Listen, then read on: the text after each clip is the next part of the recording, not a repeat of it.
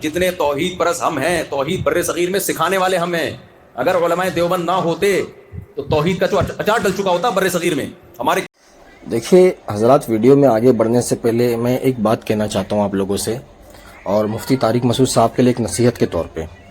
مفتی طارق مسعود صاحب جو ہے نا، وہ اپنے بڑے بولے پن میں، اپنے جذبات میں، مطلب ان کی زبان قابو میں نہیں رہتی. وہ کچھ بھی بولتے، وہ سمجھتے بھی نہیں کہ میں کیا بول رہا ہوں. اس سے پہلے وہ قرآن کے متعلق کہہ چکے ہیں، پھر بعد میں آ کے رجوع کیے، معافی مانگے.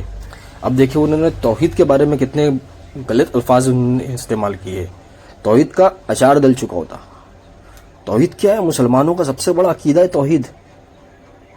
اسلام کی بنیاد ہی توحید ہے، سب سے پہلی بنیاد. اس کے بارے میں کہہ رہے اس کا اچار ڈل چکا تھا. ہم توحید کا مطلب کیا ہے؟ اللہ رب العالمین کی ربوبیت، اس کی الوہیت، اس کے اسماء و صفات میں اس کو یکتا ماننا، اس کو توحید کہا جاتا ہے، اس کو عقیدہ توحید کہا جاتا ہے. اور تم اتنے بڑے عقیدے کو، مطلب اللہ کی وحدانیت کو تم کہہ رہے ہو ایسا، اس کا اچار ڈل گیا ہوتا. اپنی زبان پہ آپ قابو میں رکھا کرے. آپ بولنے سے پہلے اپنے الفاظ کو تولا کرے. کیا بولنا چاہ رہے ہو آپ کا بولنے کا مقصد کیا ہے؟ میں جانتا ہوں آپ کا مقصد برا نہیں ہوگا بولنے کا. یہ چلے پھر اپنا ویڈیو سٹارٹ کرتے ہیں ہم. پچھلی مرتبہ ایک بھائی آئے تھے ہم سے صفت ید پر گفتگو کرنے کے لیے. یہ تمہارے مولویوں کا عقیدہ ہے. تم کہتے ہو اللہ تعالیٰ کا صفت ید ہے کہ نہیں ہے، اور اللہ بندوں کی مشابہ ہو سکتا ہے کہ نہیں ہو سکتا ہے. آپ ہم سے اس پہ جھگڑا کر رہے ہیں کہ ید ماننے سے اللہ بندوں کی مشابہ ہو جائے گا. تمہاری کتابوں میں لکھا ہے کہ بندہ اللہ ہو جاتا ہے. آپ ہم سے جھگڑا کرنے کے لیے اس بات پر آ رہے ہیں کہ اگر اللہ تعالیٰ کی صفت ید مان لی تو اللہ بندوں کے مشابہ ہو جائے گا. آپ کی کتابوں میں لکھا ہے کہ بندہ اللہ بن جاتا ہے، اور بندہ جب چاہتا ہے ذی اختیار ہو جاتا ہے. خدا کی جس تجلی کو چاہتا ہے اپنے اوپر ظاہر کرتا ہے، جس صفت کے ساتھ چاہتا ہے متصف ہو کر اس کا اثر ظاہر کر سکتا ہے. اللہ تعالیٰ کی صفت سے متصف ہو جاتا ہے بندہ. ہم تو تشبیہ کا انکار کرتے ہیں. یہ تشبیہ عجبی سب گئی تیل لینے. ان کیا تشبیہ کا مشبہ اور مشبہ بھی میں فرق ہی نہیں سرے سے. تشبیہ کا مسئلہ ہی کہاں سے پیدا ہوگا جب یہ کہتے ہیں. اس لیے صوفیہ کہتے ہیں لوگ ہم پر شرک کا الزام لگاتے ہیں. شرک ہمارے یہاں ممکن ہی نہیں شرک، کیونکہ شرک تو کسی غیر کو اللہ کے ساتھ شریک کرنے پر آتا ہے. ہم تو غیر کی وجود ہی کو نہیں مانتے. صوفیہ جو ہے وہ کہتے ہیں ہم پر کیسے شرک کا الزام لگایا جا سکتا ہے. شرک تو کہتے ہیں غیر اللہ کو اللہ کے ساتھ شریک کرنے کو. ہم تو غیر کا وجود ہی نہیں مانتے. ہمارے نزدیک تو سب اللہ ہے. حتیٰ کہ لوگوں نے یہاں تک کہا کہ فرعون بھی جو ہے نا وہ معرفت کے درجے پہ پہنچ گیا تھا، اس لیے اس نے اپنے آپ کو ان الحق کہا. یہاں تک کہ بات کہی صوفیہ نے.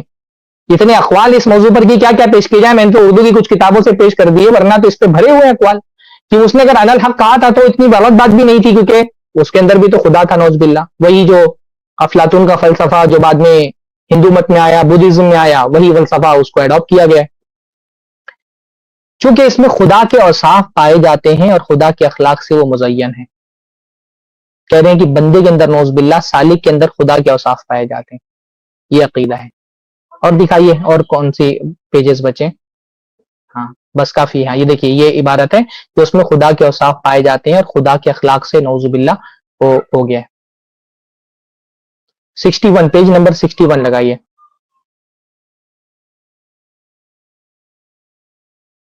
ہاں لکھ رہے ہیں اس تیسری مرتبہ میں سالک ہمتن ثانی ہو جائے گا، کوئی سنت نہ رہے گی. یعنی جب یہ سارے اشغال اور مراقبے اور اذکار وہ کرتا رہے گا تو کیا ہو جائے گا. اس تیسری مرتبہ میں سالک ہماتن ثانی. ثانی کا مطلب بنانے والا یعنی خدا. سالک یعنی جو سلوک کے راستے پر چل رہا ہے، مراقبے کر رہا ہے، اذکار کر رہا ہے. تو اس تیسری مرتبہ میں سالک ہماتن ثانی ہو جائے گا اور کوئی صنعت نہ رہے گی.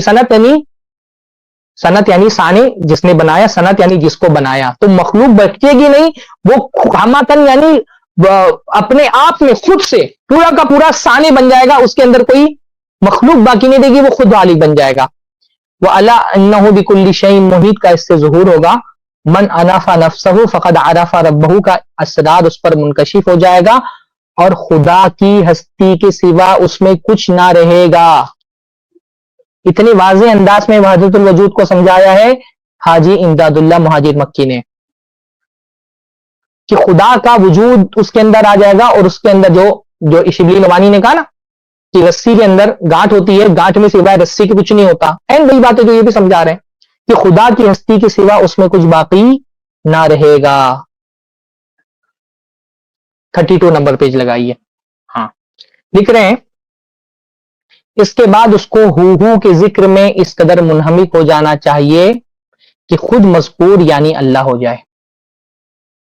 ہاں، مرتبہ روح سے ترقی کر کے اپنے کیا اس پہ کیا تبصرہ کیا جائے، اس پہ کیا اس کو رد کرنے کی ضرورت ہے؟ کہہ رہے ہیں کہ اللہ جو ہے نا، اللہ میں الف لام جو داخل ہے اس کو ہٹا دے اور ہو کا ذکر کرے. آپ نے صوفیوں کو دیکھا ہوگا ہو کا ذکر کرتے ہوں. کہہ رہے ہیں اس کے بعد اس کو ہو کے ذکر میں اس قدر منہمک ہو جانا چاہیے کہ خود مذکور، ذکر کرنے والا کون ہوتا ہے؟ ذاکر، جو ذکر کرے. مذکور یعنی جس کا ذکر کر رہا ہے، وہ جس کا ذکر کیا جا رہا ہے، مفعول ہے نا، خود مذکور یعنی اللہ ہو جائے. ان کے حساب سے ذکر کرنے والا ذکر کرتے کرتے اس درجے پہ پہنچ جاتا ہے کہ ذاکر نہیں رہتا، وہ خود مذکور ہو جاتا ہے، نعوذ باللہ، اللہ بن جاتا ہے. اس سے زیادہ صریح شرک اور کچھ ہو سکتا ہے؟ گمن صاحب ہم کو گھما رہے ہیں، کیا کر کے ان سے عبادت الوجود سیکھا جائے؟ بتائیے ان ساری. آگے آئیں، آخری تذکرۃ الرشید کی عبارت شعبان بھائی نے پیش کر دی تھی، میں اس کو حوالے کے ساتھ پیش کر دوں. تو یہ تذکرۃ الرشید ہے مولانا عاشق الہی صاحب میٹھی کی، جس میں مولانا رشید احمد گنگوہی صاحب کا ذکر موجود ہے. لکھ رہے ہیں کہ ایک روز حضرت مولانا خلیل احمد صاحب زیدہ مجدہو نے دریافت کیا کہ حضرت یہ حافظ لطافت علی عرف حافظ مینڈو شیخ پوری کیسا شخص تھا؟ حضرت نے فرمایا پکا کافر تھا. اس کے بعد مسکرا کر ارشاد فرمایا ضامن علی جلال آبادی تو توحید ہی میں غرق تھے. ضامن علی جلال آبادی دیوبندی جماعت کے بڑے مشہور معروف اکابر میں سے ہیں. مولانا رشید احمد گنگوہی کہہ رہے ہیں حضرت مولانا خلیل احمد صاحب سے.